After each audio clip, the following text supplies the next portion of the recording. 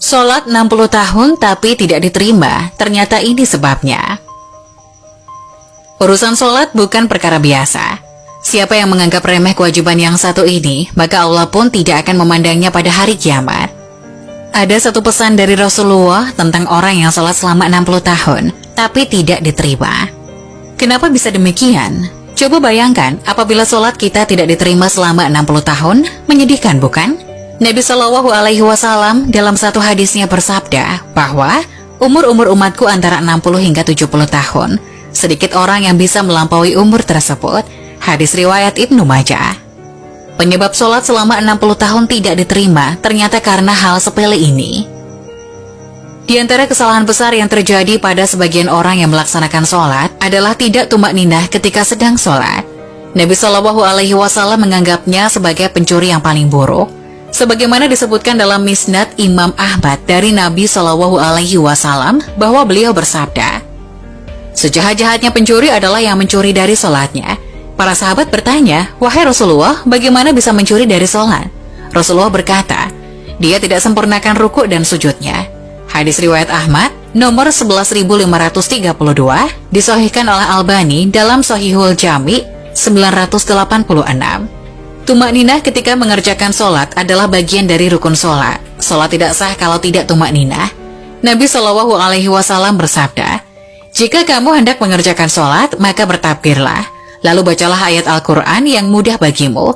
Kemudian rukuklah sampai benar-benar rukuk dengan tumak ninah. Lalu bangkitlah dari rukuk hingga kamu berdiri tegak.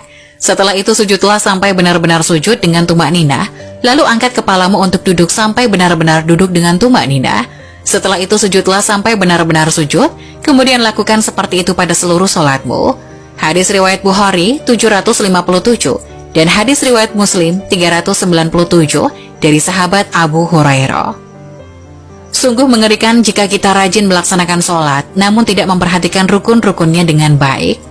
Dari mulai berwudu, takbiratul ihram, hingga salam. Sesungguhnya seseorang yang sholat selama 60 tahun, namun tidak ada satu sholat pun yang diterima. Bahkan orang itu menyempurnakan ruku, tapi tidak menyempurnakan sujud, atau menyempurnakan sujud, namun tidak menyempurnakan rukuknya. Hadis Hasan, riwayat Al-Ashbahani, dalam At-Targhib, lihat As-Sohihah, nomor 2535. Sebab yang menjadikan sholat seseorang selama 60 tahun tidak ada yang diterima satupun, sebagaimana yang disebutkan hadis di atas, yaitu karena tidak tumak ninah dalam ruku dan sujud. Tak heran jika sholat yang kita lakukan bisa tak bernilai pahala, melainkan hanya 1/10, 1/9, atau paling besar hanya setengahnya saja. Sesungguhnya seseorang benar-benar selesai, namun tidak dituliskan pahala baginya, melainkan hanya 1/10 dari sholatnya, 1/9-nya, 1/8-nya, 1/7-nya, 1/6-nya, 1/5-nya, 1/4-nya, 1/3-nya atau setengahnya. Hadis sahih riwayat Imam Abu Daud. Padahal amalan yang paling pertama dihitung kelak di akhirat adalah sholat. Jika sholatnya baik, insya Allah amalan dan ibadahnya akan Allah terima.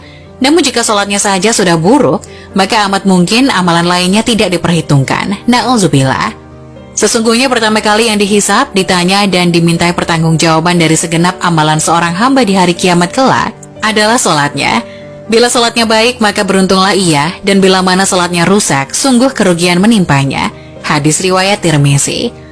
Maka marilah kita senantiasa memperbaiki amalan sholat kita, agar Allah melihat bahwasanya sholat yang kita lakukan tidak hanya sekedar gerakan tanpa jiwa, melainkan juga kita hadirkan hati kita ke hadapannya.